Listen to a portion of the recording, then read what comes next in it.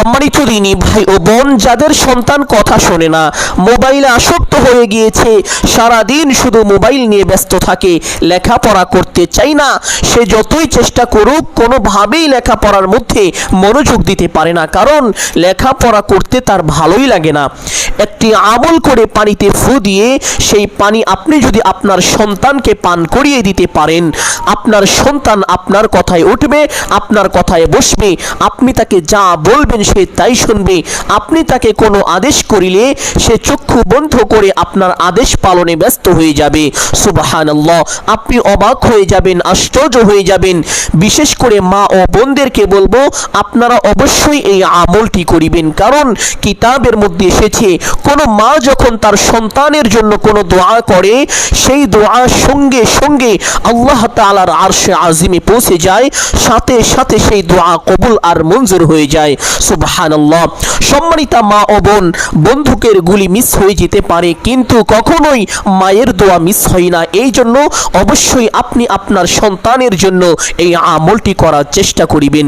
সম্মানিতা মা ও বোন, অনেক সন্তান মোবাইলের কারণে নষ্ট হয়ে যাচ্ছে। আমাদের এই দিকের একটি ছোট্ট ঘটনা আপনাদেরকে অল্প সময়ের ভিতরে বলবো। একটি ছেলে মোবাইলে এত পরিমাণ আসক্ত ছিল যে মোবাইল ছাড়া সে কিছুই বুঝতো না।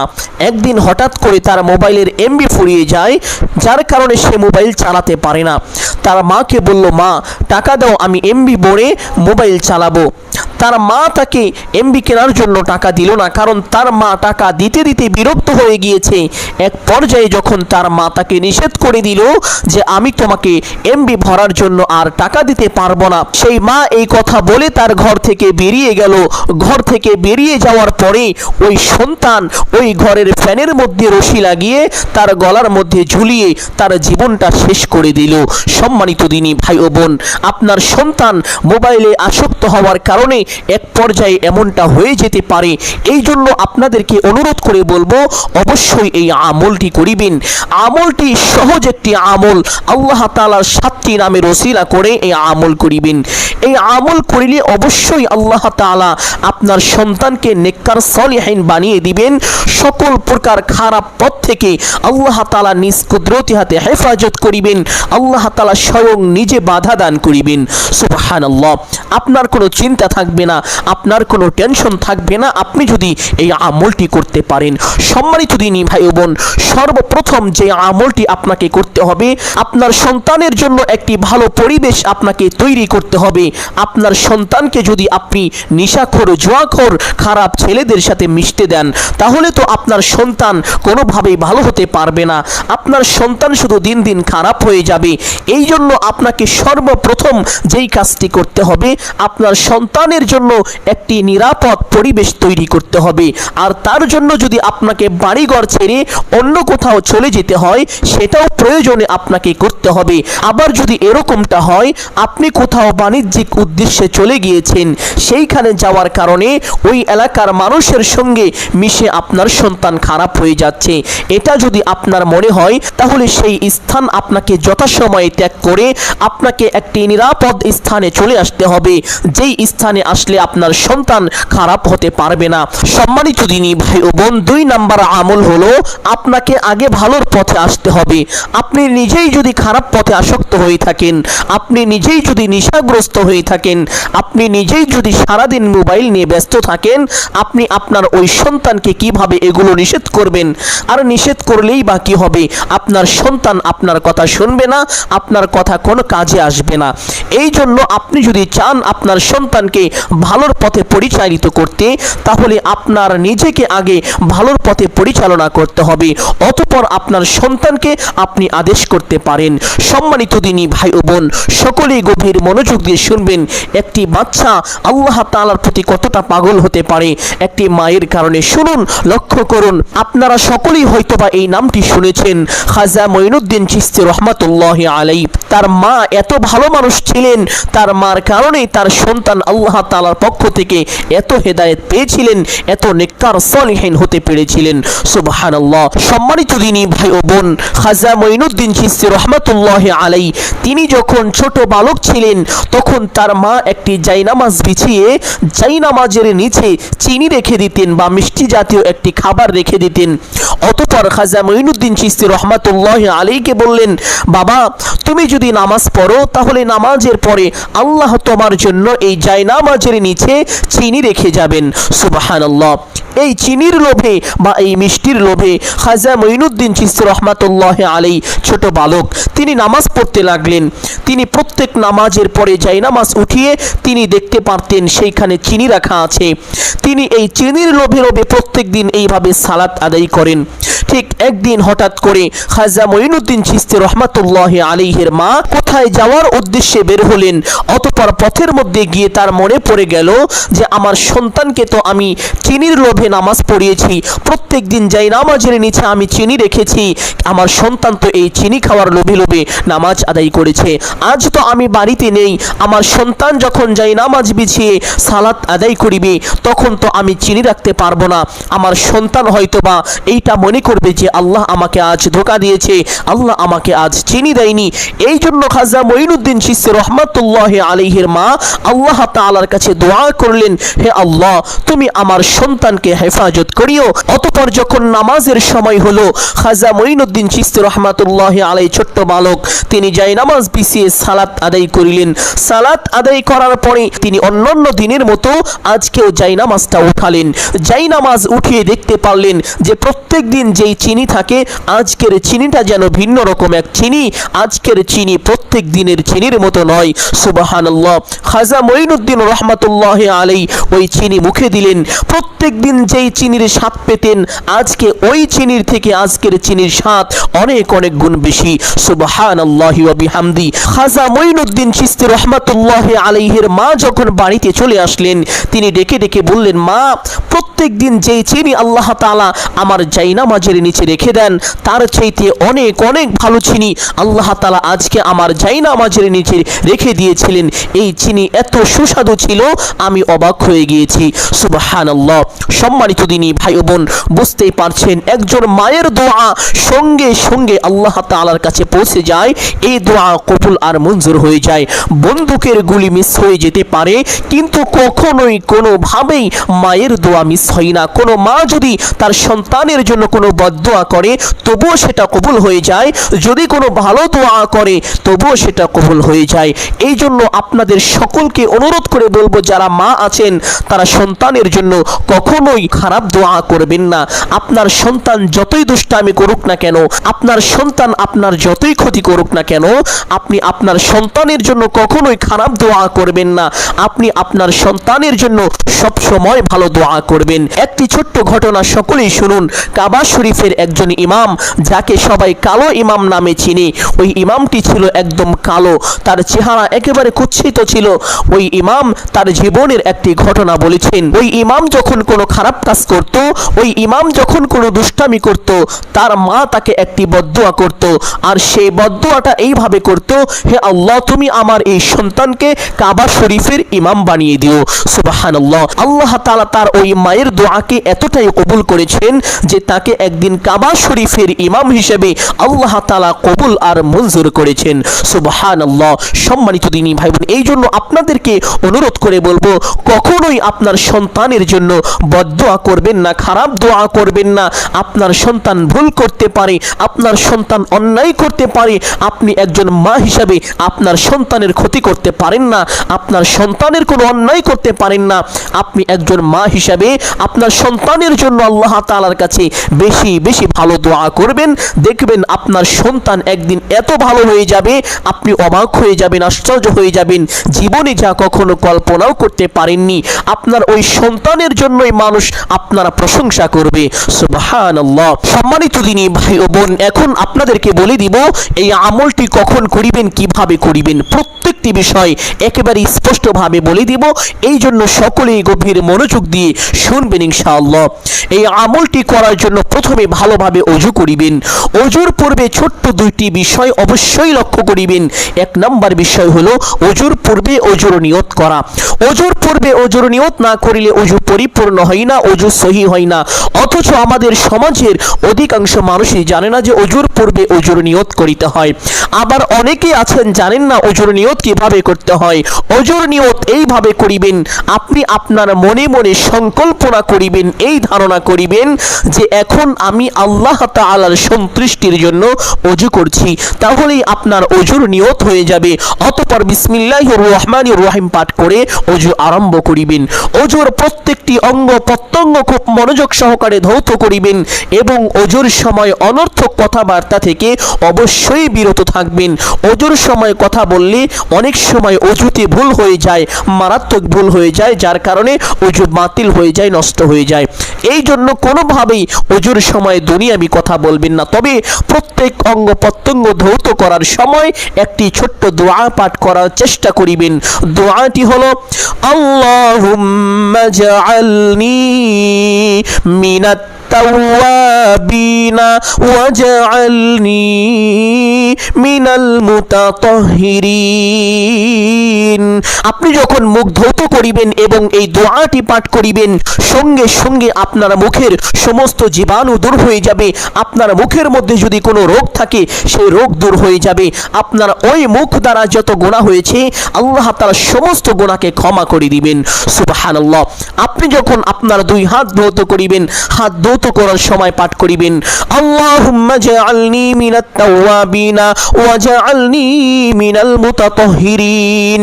আপনার ওই হাতের ভিতরে যত রকম জীবাণু আছে, যত রকম ময়লা আছে, আপনার ওই হাতের মধ্যে যত রকম রোগ আছে, আপনার ওই হাত দ্বারা যত রকম গুনাহ করেছেন সমস্ত কিছু আল্লাহ তাআলা দূর করে দিবেন। সুবহানাল্লাহ। আপনি যখন এইভাবে দুই পা ধৌত করিবেন, দোয়াটি পাঠ করিবেন আল্লাহুম্মা জাআলনি মিনাত তাওয়াবিনা ওয়া জাআলনি মিনাল মুতাতাহহিরিন। আপনার ওই পায়ের ভিতরে যত রকম নোংরা ময়লা আবর্জনা আছে, আপনার ওই পায়ের ভিতরে যত রকম জীবাণু আছে, আপনার ওই পায়ের ভিতরে যত রকম কষ্টদায়ক কঠিন রোগ আছে, আপনার পা যদি ব্যথা করে বা বিভিন্ন রোগে আপনার পা আক্রান্ত হয়ে থাকে, আল্লাহ তাআলা সমস্ত রোগ দূর করিবেন, সমস্ত ময়লা আবর্জনা সমস্ত জীবাণুকে দূর করে দিবেন। সুবহানাল্লাহ। শুধু তাই নয়, আপনি এই পায়ের দ্বারা যত গুনাহ করেছেন আল্লাহ তাআলা আপনার এই পায়ের সমস্ত গুনাহ খাতা মাফ করে দিবেন। ঠিক এরকম ভাবে আপনি যখন মাথা মাসেহ করিবেন এই দোয়াটি পাঠ করিবেন আল্লাহুম্মা জাআলনি মিনাত তাওয়াবিনা ওয়া জাআলনি মিনাল মুতাতাহহিরিন। মাথার যত রোগ আছে, অনেকের মাথা ব্যথা করে, মাথার যত রকম রোগ আছে, জীবাণু আছে, অনেকের মাথায় খুশকি, চুল ভালো না, চুল পড়ে যায়, আপনি মাথা মাসেহ করার সময় এই ছোট্ট দোয়াটি পাঠ করুন, আপনার মাথার সমস্ত রোগ আল্লাহ তাআলা দূর করে দিবেন। শুধু তাই নয়, মাথায় যত রকম জীবাণু আছে আল্লাহ তাআলা তা দূর করে দিবেন এবং আপনার মাথা দ্বারা যদি কোনো গুনাহ হয়ে থাকে আল্লাহ তাআলা সেই গুনাহকে সঙ্গে সঙ্গে ক্ষমা করে দিবেন। সুবহানাল্লাহ। এই জন্য ওযুর প্রত্যেকটি অঙ্গ প্রত্যঙ্গ ধৌত করার সময় এই দোয়াটি একবার করে পাঠ করিবেন। সম্মানিত দিনী ভাই বোন, এইভাবে ওযু শেষ করে আপনার ডান হাতের শাহাদাত আঙ্গুলটি আসমানের দিকে সোজা করে দিয়ে একটি ছোট্ট কালিমা একবার যদি পাঠ করেন, আল্লাহ নবী সাল্লাল্লাহু আলাইহি ওয়াসাল্লাম বলেছেন আল্লাহ তাআলা আপনার জন্য জান্নাতের 8টি দরজা খুলে দিবেন। আপনি জান্নাতের যেই দরজা দিয়ে ইচ্ছে সেই দরজা দিয়ে সসম্মানে বিনা হিসাবে জান্নাতে প্রবেশ করতে পারবেন, আপনার জন্য কোনো বাধাই থাকবে না। সুবহানাল্লাহ। সম্মানিত দিনী ভাই ও বোন আমার, আল্লাহ তাআলা 8 শ্রেণীর মানুষের জন্য জান্নাতে 8টি গেট নির্মাণ করেছেন। এক এক শ্রেণীর মানুষ এক একটি গেট দিয়ে জান্নাতে প্রবেশ করতে পারবে, তারা চাইলেও অন্য কোনো গেট দিয়ে জান্নাতে প্রবেশ করতে পারবে না। যেমন ধরেন, যারা দুনিয়ায় আল্লাহর রাস্তায় জীবন দিয়ে শহীদ হয়েছেন, শহীদদের জন্য আল্লাহ তাআলা একটি সুন্দর জান্নাতের গেট তৈরি করেছেন। যারা দুনিয়াতে বেশি বেশি দান সদকা করেছে, আল্লাহ তাআলা তাদের জন্য জান্নাতে একটি গেট নির্মাণ করেছেন। তারা চাইলে তাদের সেই নিজ গেট দিয়ে জান্নাতে সসম্মানে প্রবেশ করতে পারবে, কিন্তু অন্য কোনো গেট দিয়ে জান্নাতে প্রবেশ করার অনুমতি পাবে না। কিন্তু এই দুনিয়াতে এমন এক শ্রেণীর মানুষ আছে যাদের জন্য আল্লাহ তাআলা 8টি গেটকে উন্মুক্ত করে দিয়েছেন।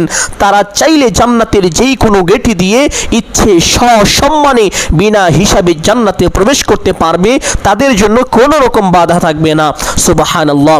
আর সেই শ্রেণীর মানুষ হলো যারা ওযুর পরে একবার এই ছোট্ট কালিমাটি এইভাবে পাঠ করে, আশহাদু আল্লা ইলাহা ইল্লাল্লাহু ওয়াহদাহু লা শারীকা লাহু ওয়া আশহাদু আন্না মুহাম্মাদান আবদুহু ওয়া রাসূলুহু। এই কালিমাটির নাম হলো কালিমা শাহাদাত। এই কালিমাটির একটি চমৎকার অর্থ রয়েছে। অর্থটি হলো আমি সাক্ষ্য দিতেছি যে আল্লাহ তাআলা ব্যতীত ইবাদতের উপযুক্ত আর কেহ নেই। আমি আরো সাক্ষ্য দিতেছি যে হযরত মুহাম্মদ মুস্তাফা সাল্লাল্লাহু আলাইহি ওয়াসাল্লাম আল্লাহ তাআলার বান্দা ও রাসূল। সুবহানাল্লাহ। সম্মানিত দিনী ভাই ও বোন, আপনি যদি চান আপনার জান্নাতে যাওয়ার পথ অতি সহজ হোক, সুগম হোক, তাহলে অবশ্যই প্রত্যেক ওযুর পরে ছোট্ট কালিমাটি একবার এইভাবে পাঠ করিবেন ইনশাআল্লাহ। কালিমাটি পাঠ করা শেষ করে একটি পবিত্র স্থানে চলে যাবেন, গিয়ে এই আমলটি করিবেন। সম্মানিত দিনী ভাই ও বোন, এই আমলটি কখন করিবেন?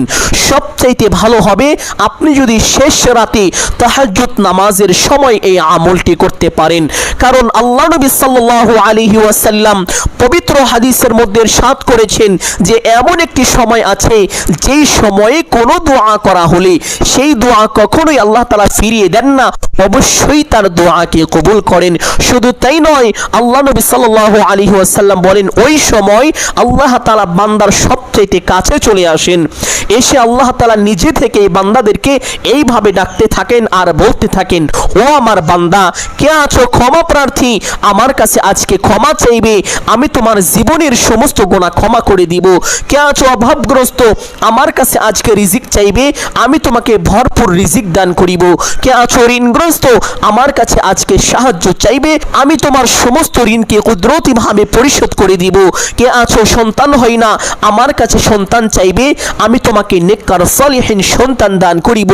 কে আছো যাদের সন্তানাদি কথা শোনে না, আমার কাছে সাহায্য চাইবে, আমি তোমার সন্তানকে নেককার সালিহিন সন্তান হিসেবে কবুল করিব। সুবহানাল্লাহ।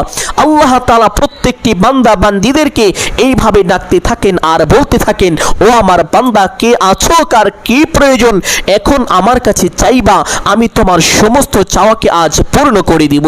সুবহানাল্লাহ। আর সেই সময়টি হলো শেষ রাত তথা তাহাজ্জুদ নামাজের সময়। যেমন ধরেন 2টা বা 3টার দিকে, এই সময় ঘুম থেকে উঠে ওযু করে একটি পবিত্র স্থানে গিয়ে কিবলামুখী হয়ে দাঁড়িয়ে তাহাজ্জুদের সালাত আদায় করে আপনি যদি এই আমলটি করতে পারেন, কপাল খুলে যাবে, ভাগ্য পরিবর্তন হয়ে যাবে। শুধু আপনার সন্তান যে নেককার সালেহিন ভালো হয়ে যাবে বিষয়টি এমন না, আপনি তখন আল্লাহ তাআলার কাছে যা চাইবেন আল্লাহ তাআলা আপনাকে তাই দান করিবেন। আপনি যদি অভাবগ্রস্ত হয়ে থাকেন, ঋণগ্রস্ত হয়ে থাকেন, সঙ্গে সঙ্গে আল্লাহ তাআলা আপনার অভাব দূর করে দিবেন, আপনার লক্ষ লক্ষ কোটি কোটি টাকা ঋণকে পরিশোধ করে দিবেন। সুবহানাল্লাহ। সম্মানিত দিনী ভাই ও বোন, অনেকেই জানেন না তাহাজ্জুদ নামাজ কিভাবে পড়তে হয়, এই নামাজ কোন কোন সূরা দিয়ে পড়তে হয়, এই নামাজের ভিতরে কখন কোন দোয়া কতবার পাঠ করিতে হয়, এই নামাজের নিয়ত আরবিতে নাকি বাংলায় কিভাবে করতে হয়, এই বিষয়গুলো অনেকেই জানেন না। অল্প সময়ের ভিতরে প্রত্যেকটি বিষয় আপনাদেরকে সুস্পষ্টভাবে বলে দিব ইনশাআল্লাহ। সম্মানিত দিনী ভাই ও বোন, তাহাজ্জুদ নামাজ পড়ার জন্য কিবলামুখী হয়ে সোজা হয়ে দাঁড়াবেন, দাঁড়িয়ে বাংলায় নিয়ত করিবেন এইভাবে, আমি কিবলামুখী হয়ে আল্লাহ তাআলার সন্তুষ্টির জন্য 2 রাকাত তাহাজ্জুদ নামাজ পড়িতেছি। 2 রাকাত করে পড়বেন, কারণ আল্লাহ নবী সাল্লাল্লাহু আলাইহি ওয়াসাল্লাম তাহাজ্জুদের নামাজ 2 রাকাত করে পড়েছেন। নিয়ত করার পরে প্রত্যেক নামাজে হাত দুটি যেইভাবে উঠিয়ে থাকেন ঠিক সেভাবে উঠাবেন, উঠিয়ে আল্লাহু আকবার বলে হাত ছেড়ে দিয়ে বেঁধে ফেলবেন। বাঁধার পরে সানা পাঠ করিবেন এইভাবে, সুবহানাকাল্লাহুম্মা ওয়া বিহামদিকা ওয়া তাবারাকা ইসমুকা ওয়া তাআলা জাদ্দুকা ওয়া লা ইলাহা গায়রুক। অতঃপর একবার আউযু বিল্লাহ এবং বিসমিল্লাহ এইভাবে পাঠ করিবেন। আউযু বিল্লাহি মিনাশ শাইতানির রাজীম, বিসমিল্লাহির রহমানির রহিম। অতঃপর সূরাত আল ফাতিহা সহি শুদ্ধ করে একবার এইভাবে পাঠ করিবেন। আলহামদুলিল্লাহি রাব্বিল আলামিন, আর রহমানির রহিম, মালিকি ইয়াউমিদ্দিন, ইয়াকা না'বুদু ওয়া ইয়াকা নাস্তাঈন, ইহদিনাস সিরাতাল মুস্তাকিম, সিরাতাল লাযীনা আন'আমতা আলাইহিম গায়রিল মাগদুবি আলাইহিম ওয়ালাদ-দাল্লিন। অতঃপর একবার বলবেন আমিন। অতঃপর বলবেন বিসমিল্লাহির রহমানির রহিম। অতঃপর যেহেতু এটা প্রথম রাকাত, এই জন্য পবিত্র কুরআনুল কারীম থেকে যে কোনো একটি সূরা পাঠ করে নেবেন ইনশাআল্লাহ। আপনাদের বোঝানোর জন্য আমি ছোট্ট একটি সূরা পাঠ করছি।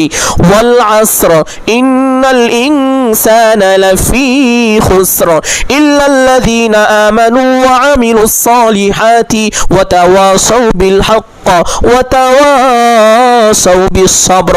আপনি চাইলে এই সূরাটিও পাঠ করতে পারেন অথবা যে কোনো একটি সূরা পাঠ করে নেবেন ইনশাআল্লাহ। সূরা পাঠ করা শেষ করে আল্লাহু আকবার বলে রুকুতে চলে যাবেন। রুকুতে গিয়ে রুকুর তাসবিহ পাঠ করিবেন কমপক্ষে 3 বার এইভাবে, সুবহানা রাব্বিয়াল আযীম। আপনি চাইলে এই তাসবিহ 5 বার অথবা 7 বার পাঠ করিতে পারেন।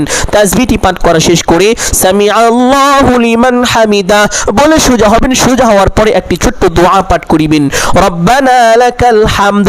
অতঃপর আল্লাহু আকবার বলে সিজদায় চলে যাবেন। সিজদায় গিয়ে সিজদায় তাসবিহ পাঠ করিবেন কমপক্ষে 3 বার এইভাবে, সুবহানা রাব্বিয়াল আ'লা।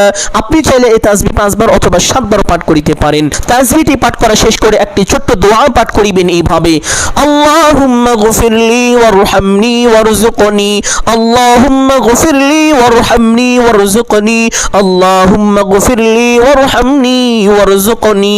দোয়াটি 3 বার পাঠ করা শেষ করে আল্লাহু আকবার বলে সোজা হয়ে বসে পড়বেন। বসে 2 সিজদার মাঝখানে একটি গুরুত্বপূর্ণ দোয়া আছে, যদি সেই দোয়াটি পারেন তাহলে অবশ্যই একবার পাঠ করিবেন। আর যদি দোয়াটি না পারেন পাঠ করতে হবে না, কোনো সমস্যা নেই, একটু সময় বসে অপেক্ষা করিবেন। অতঃপর আল্লাহু আকবার বলে আরেকটি সিজদায় চলে যাবেন। সিজদায় গিয়ে সিজদায় তাসবিহ পাঠ করিবেন কমপক্ষে 3 বার এইভাবে, সুবহানা রাব্বিয়াল আ'লা। আপনি চাইলে এই তাসবিহ 5 বার অথবা 7 বার পাঠ করিতে পারেন। তাসবিহটি পাঠ করা শেষ করে সেই ছোট্ট দোয়াটি পাঠ করিবেন, আল্লাহুম্মা গফিরলি ওয়ারহামনি ওয়ারযুকনি। দোয়াটি পাঠ করা শেষ করে আল্লাহু আকবার বলে সোজা হয়ে দাঁড়িয়ে যাবেন। দাঁড়িয়ে হাত দুটি বেঁধে ফেলবেন। অতঃপর বিসমিল্লাহ পাঠ করিবেন একবার এইভাবে, বিসমিল্লাহির রহমানির রহিম। অতঃপর সূরাত আল ফাতিহা শুরু থেকে শেষ পর্যন্ত সহি শুদ্ধ করে একবার পাঠ করিবেন ইনশাআল্লাহ। অতঃপর একবার বলবেন আমিন। অতঃপর বলবেন বিসমিল্লাহির রহমানির রহিম। অতঃপর যেহেতু এটা দ্বিতীয় রাকাত, এই জন্য আপনি প্রথম রাকাতে যেই সূরাটি পাঠ করেছিলেন ওই সূরার পরবর্তী এবং ওই সূরা থেকে ছোট একটি সূরা পাঠ করিবেন ইনশাআল্লাহ। আপনাদের বোঝানোর জন্য আমি ছোট্ট একটি সূরা পাঠ করছি, কুল হুয়াল্লাহু আহাদ আল্লাহুস সামাদ লাম ইয়ালিদ ওয়া লাম ইউলাদ ওয়া লাম ইয়াকুল লাহু কুফুয়ান আহাদ। আপনারা চেষ্টা করিবেন দ্বিতীয় রাকাতে এই সূরাটি পাঠ করার জন্য, কারণ এই সূরাটি অত্যন্ত দামি এবং খুবই সম্মানিত একটি সূরা। এই সূরার অনেক ফজিলত রয়েছে যা অন্য কোন সূরার মধ্যে এত ফজিলত নেই, সুবহানাল্লাহ। এই জন্য এই সূরাটি পাঠ করার চেষ্টা করিবেন। পাঠ করা শেষ করে আল্লাহু আকবার বলে রুকুতে চলে যাবেন। রুকুতে গিয়ে রুকুর তাসবিহ পাঠ করিবেন কমপক্ষে 3 বার এইভাবে, সুবহানা রাব্বিয়াল আযীম। আপনি চাইলে এই তাসবিহ 5 বার অথবা 7 বার পাঠ করিতে পারেন। তাসবিহটি পাঠ করা শেষ করে সামিআল্লাহু লিমান হামিদা বলে সোজা হবেন। সোজা হওয়ার পরে ছোট্ট দোয়াটি পাঠ করিবেন, রব্বানা লাকাল হামদ। অতঃপর আল্লাহু আকবার বলে সিজদায় চলে যাবেন। সিজদায় গিয়ে সিজদায় তাসবিহ পাঠ করিবেন কমপক্ষে 3 বার এইভাবে, সুবহানা রাব্বিয়াল আ'লা। আপনি চাইলে এই তাসবিহ 5 বার অথবা 7 বার পাঠ করিতে পারেন। তাসবিহটি পাঠ করা শেষ করে সেই ছোট্ট দোয়াটি পাঠ করিবেন, আল্লাহুম্মা গফিরলি ওয়ারহামনি ওয়ারযুকনি। দোয়াটি পাঠ করা শেষ করে আল্লাহু আকবার বলে সোজা হয়ে বসে পড়বেন। বসে 2 সিজদার মাঝখানে সেই গুরুত্বপূর্ণ দোয়াটি যদি পারেন তাহলে অবশ্যই একবার পাঠ করিবেন। আর যদি না পারেন পাঠ করতে হবে না, কোনো সমস্যা নেই। আল্লাহু আকবার বলে আরেকটি সিজদায় চলে যাবেন। সিজদায় গিয়ে সিজদার তাসবিহ পাঠ করিবেন কমপক্ষে 3 বার এইভাবে, সুবহানা রাব্বিয়াল আ'লা। আপনি চাইলে এই তাসবিহ 5 বার অথবা 7 বার পাঠ করিতে পারেন। তাসবিহটি পাঠ করা শেষ করে সেই ছোট্ট দোয়াটি পাঠ করিবেন, আল্লাহুম্মা গফিরলি ওয়ারহামনি ওয়ারযুকনি। দোয়াটি 3 বার এইভাবে প্রত্যেক সিজদার মধ্যে পাঠ করিবেন। পাঠ করা শেষ করে আল্লাহু আকবার বলে সোজা হয়ে বসে পড়বেন। বসে প্রথমে তাশাহুদ পাঠ করিবেন একবার এইভাবে, আত-তাহিয়াতু লিল্লাহি ওয়াস-সালাওয়াতু ওয়াত-তাইয়্যিবাত, আসসালামু আলাইকা আইয়ুহান নাবিয়্যু ওয়া রাহমাতুল্লাহি ওয়া বারাকাতুহু, আসসালামু আলাইনা ওয়া আলা ইবাদিল্লাহিস সালিহিন, আশহাদু আল লা ইলাহা ইল্লাল্লাহু ওয়া আশহাদু আন্না মুহাম্মাদান আবদুহু ওয়া রাসূলুহু। অতঃপর একবার দরুদ ইব্রাহিম এইভাবে পাঠ করিবেন, আল্লাহুম্মা সাল্লি আলা মুহাম্মাদ ওয়া আলা আলি মুহাম্মাদ কামা সাল্লাইতা আলা ইব্রাহিম ওয়া আলা আলি ইব্রাহিম ইন্নাকা হামিদুম মাজিদ, আল্লাহুম্মা বারিক আলা মুহাম্মাদ ওয়া আলা আলি মুহাম্মাদ কামা বারাকতা আলা ইব্রাহিম ওয়া আলা আলি ইব্রাহিম ইন্নাকা হামিদুম মাজিদ। অতঃপর একবার দোয়া মাসুরা পাঠ করিবেন এইভাবে, আল্লাহুম্মা ইন্নী যালামতু নাফসি যুলমান কাসীরা ওয়া লা ইয়াগফিরুয যুনুবা ইল্লা আনতা ফাগফিরলি মাগফিরাতাম মিন ইনদিকা ওয়ারহামনি ইন্নাকা আনতাল গফুরুর রহিম। অতঃপর ডান দিকে একটি সালাম দিবেন এইভাবে, আসসালামু আলাইকুম ওয়া রাহমাতুল্লাহ। অতঃপর বাম দিকে একটি সালাম দিবেন এইভাবে, আসসালামু আলাইকুম ওয়া রাহমাতুল্লাহ। এইভাবে দুইটি সালাম দিয়ে নামাজটি শেষ করবেন। সম্মানিত দিনী ভাই বোন, আপনারা চেষ্টা করিবেন এইভাবে দুই দুই রাকাত করে 8 অথবা 12 রাকাত তাহাজ্জুদ নামাজ পড়ার জন্য। কারণ আল্লাহ নবী সাল্লাল্লাহু আলাইহি ওয়াসাল্লাম কখনো 8 রাকাত আবার কখনো 12 রাকাত তাহাজ্জুদ নামাজ পড়েছেন, এর চাইতে কম বা বেশি কখনো পড়েননি। অবশ্যই এর মধ্যে কোনো না কোনো ফজিলত রয়েছে। এই জন্য আপনারাও চেষ্টা করিবেন 8 অথবা 12 রাকাত তাহাজ্জুদের নামাজ পড়ার জন্য। তবে আপনারা চাইলে এর থেকে কম বা বেশিও পড়তে পারেন, কোনো সমস্যা নেই। তাহাজ্জুদ নামাজ শেষ করে সর্বশেষ আমলটি করবেন। প্রথমে একটি ছোট্ট দরুদ এইভাবে পাঠ করিবেন, সাল্লাল্লাহু আলাইহি ওয়াসাল্লাম, সাল্লাল্লাহু আলাইহি ওয়াসাল্লাম, সাল্লাল্লাহু আলাইহি ওয়াসাল্লাম। ছোট্ট দরুদটি এইভাবে 3 বার পাঠ করিবেন। পবিত্র এই ছোট্ট দরুদ যে ব্যক্তি একবার পাঠ করিবে, আল্লাহ তাআলা সঙ্গে সঙ্গে ওই ব্যক্তির উপরে 10টি রহমত নাজিল করিবেন। তার বড় বড় মনের 10টি আশাকে পূরণ করে দিবেন। 10টি বড় বড় বিপদ থেকে আল্লাহ তাআলা স্বয়ং নিজ কুদরতি হাতে ওই ব্যক্তিকে হেফাজত করিবেন। ওই ব্যক্তি যখনই কোনো বিপদে পড়ে যাবে, আল্লাহ তাআলা কুদরতি ভাবে তাকে হেফাজত করিবেন। শুধু তাই নয়, আল্লাহ তাআলা ওই ব্যক্তির আমল নামায় 10টি নেকি দান করিবেন এবং তার জীবন থেকে 10টি গুনাহকে ক্ষমা করে দিবেন। এই দরুদের আরো অনেক ফজিলত রয়েছে। আল্লাহ নবী সাল্লাল্লাহু আলাইহি ওয়াসাল্লাম বলেছেন, যে ব্যক্তি দুনিয়াতে বেশি বেশি দরুদ পাঠ করিবে, ওই ব্যক্তি হাসরের ময়দানে আমি রাসূলের কাছাকাছি থাকবে, নিকটবর্তী হবে। আমি রাসূল তার জন্য আল্লাহ তাআলার দরবারে আল্লাহ তাআলার হুকুমে সুপারিশ পেশ করব। সুবহানাল্লাহ। এই জন্য এই দরুদটি বেশি বেশি পাঠ করার চেষ্টা করিবেন। উঠতে বসতে চলতে ফিরতে যখনই সময় পাবেন দরুদটি পাঠ করবেন। আমলের সময় 3 বার সাল্লাল্লাহু আলাইহি ওয়াসাল্লাম সহিশুদ্ধ করে মোহাব্বতের সাথে পাঠ করিবেন ইনশাআল্লাহ। দরুদটি 3 বার পাঠ করার পরে একটি ছোট্ট ইস্তেগফার, আস্তাগফিরুল্লাহ আস্তাগফিরুল্লাহ আস্তাগফিরুল্লাহ, এইভাবে 3 বার আস্তাগফিরুল্লাহ পাঠ করিবেন। পাঠ করার পরে একটি পবিত্র পাত্র বা একটি গ্লাসের মধ্যে 1 গ্লাস পানি নিয়ে নেবেন। পানিটা ভালোভাবে দেখে নেবেন, পানিটা যেন কোনো ময়লা যুক্ত না হয়, পানিটা যেন একেবারে পরিষ্কার পরিচ্ছন্ন হয়। এমন একটি গ্লাসের মধ্যে 1 গ্লাস ফ্রেশ পানি নেবেন। পানি নিয়ে প্রথমে আপনি এইভাবে আউযু বিল্লাহ এবং বিসমিল্লাহ 19 বার পাঠ করিবেন। আউযু বিল্লাহি মিনাশ শাইতানির রাজিম, বিসমিল্লাহির রহমানির রহিম।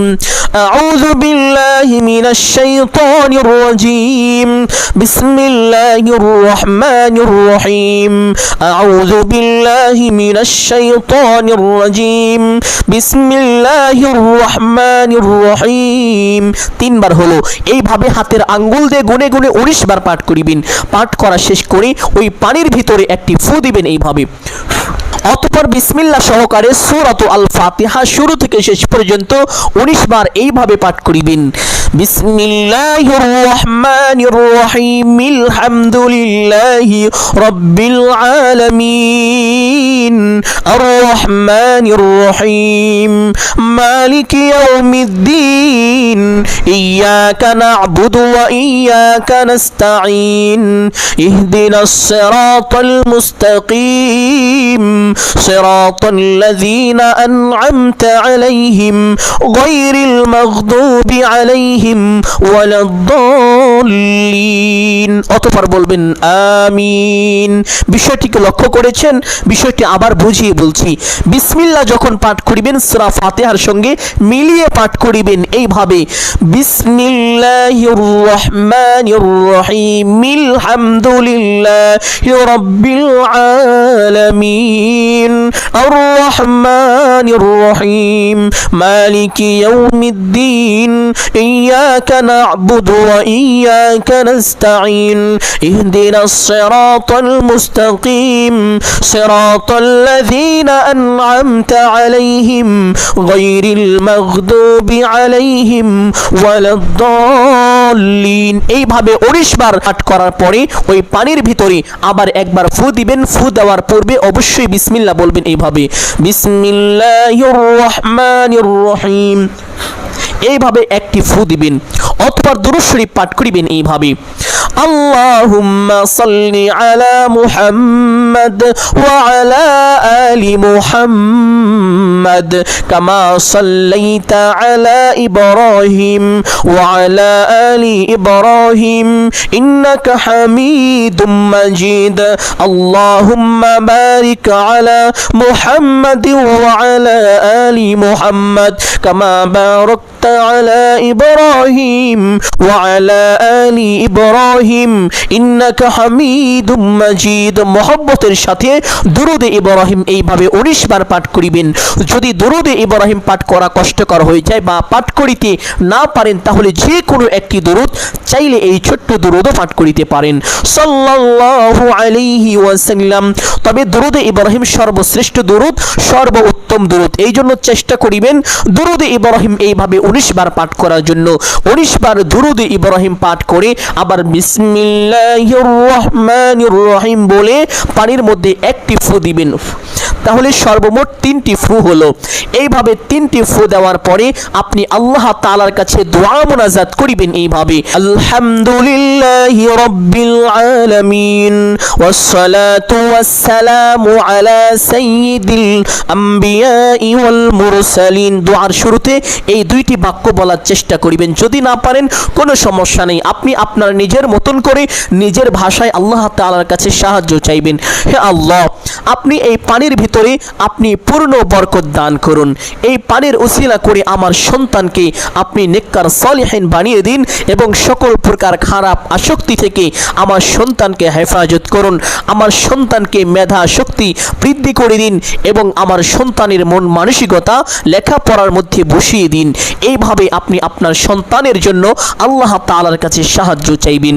সাহায্য চাওয়ার পরে এইভাবে আল্লাহ তাআলার পবিত্র সিফাতি একটি নাম 3 বার আল্লাহকে এইভাবে ডাকবেন, ইয়া যাল জালালি ওয়াল ইকরাম, ইয়া যাল জালালি ওয়াল ইকরাম, ইয়া যাল জালালি ওয়াল ইকরাম।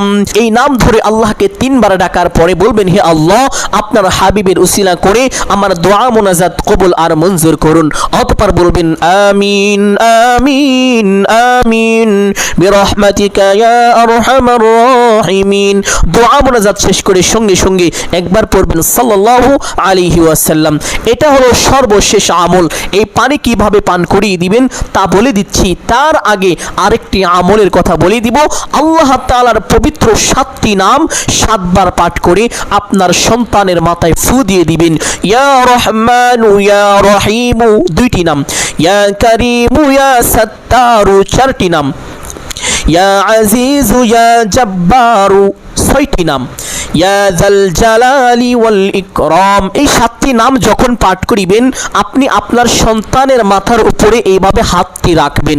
রেখে এই নাম 7টি 7 বার পাঠ করে আপনার সন্তানের মাথার মধ্যে একটি ফু দিবেন। ফু বিসমিল্লাহ বলে একটি ফু দিবেন এবং মাথাটা একটু হাতিয়ে দিবেন। আল্লাহ তাআলা আপনার সন্তানের মাথার মধ্যে মেধা শক্তি দান করিবেন। আপনার সন্তানের মাথা থেকে সকল প্রকার কুমন্ত্রণাকে দূর করে দিবেন। সুবহানাল্লাহ। সম্মানিত দিনী ভাই বোন, এখন আপনাদেরকে বলবো এই পানিটা কিভাবে পান করতে হবে। আপনার সন্তান যখনই কোনো পানি খাবে বা যখনই তার পানির তৃষ্ণা লাগবে তখন এই পানি পান করবে। তবে এই পানি পান করার 5টি নিয়ম আছে, 5টি সুন্নত আছে। 1 নম্বর সুন্নত, পানি পান করার পূর্বে অবশ্যই পানি দেখে নিতে হবে পানিতে কোনো ময়লা আছে কিনা, পানির রং ঠিক আছে কিনা, পানির কালার পরিবর্তন হয়ে গিয়েছে কিনা, বিষয়টি চেক করে নিতে হবে। পানি যদি ভালো থাকে, বিশুদ্ধ থাকে, তাহলে পানি পান করা যাবে। এটা হলো 1 নম্বর সুন্নত। 2 নম্বর সুন্নত, পানি পান করার সময় অবশ্যই বসে পান করিতে হবে। 3 নম্বর সুন্নত, পানি পান করার পূর্বে বিসমিল্লাহির রহমানির রহিম একবার পাঠ করে নিতে হবে। পানি পান করার 4 নম্বর সুন্নত, পানি 3 ঢোকে পান করিতে হবে। প্রথমে একটু খাবে, অতঃপর আরেকটু খাবে, অতঃপর যতটুকু লাগবে ততটুকু খেয়ে নিবে। এইভাবে 3 ঢোকে পানি পান করিতে হবে। 5 নম্বর সর্বশেষ সুন্নত হলো পানি পান করার পরে একবার আল্লাহ তাআলার সন্তুষ্টি আদায় করতে হবে। এইভাবে পাঠ করিতে হবে আলহামদুলিল্লাহ। তাহলে এই পানি পান করার পরে আল্লাহ তাআলা আপনার সন্তানকে সকল প্রকার কুমন্ত্রণা থেকে হেফাজত করে আপনার সন্তানকে আল্লাহ তাআলা রহমতের চাদর দিয়ে ঢেকে দিবেন। সুবহানাল্লাহ। শুধু তাই নয়, আল্লাহ তাআলা আপনার সন্তানকে সকল প্রকার বিপদ আপদ বালা মুসিবত থেকে নিজ কুদরতি হাতে হেফাজত করিবেন। সম্মানিত দিনী ভাই বোন, আমি আশা করছি আজকের এই আমলটি আপনাদের জন্য অত্যন্ত গুরুত্বপূর্ণ এবং উপকারী ছিল। অতএব সকলকে বলবো সাদকায়ে জারিয়ার উদ্দেশ্যে কমপক্ষে একটি হলেও ভিডিওটি শেয়ার করে দিবেন। যদি আলোচনাটি ভালো লাগে একটি লাইক করবেন, কমেন্টে আমিন বলে দোয়ায় শরীক থাকবেন। যারা এই চ্যানেলের নতুন দর্শক রয়েছেন চেষ্টা করিবেন চ্যানেলটি সাবস্ক্রাইব করে রাখার জন্য। সকলের জন্য অন্তর থেকে দোয়া করি আল্লাহ তাআলা সকলকে ভালো রাখুন, সুস্থ রাখুন, জানে মালে কামাই রুজিতে প্রচুর পরিমাণ বরকত দান করুন। সকলেই বলি আমিন সুম্মা আমিন। আসসালামু আলাইকুম ওয়া রাহমাতুল্লাহি ওয়া বারাকাতুহু।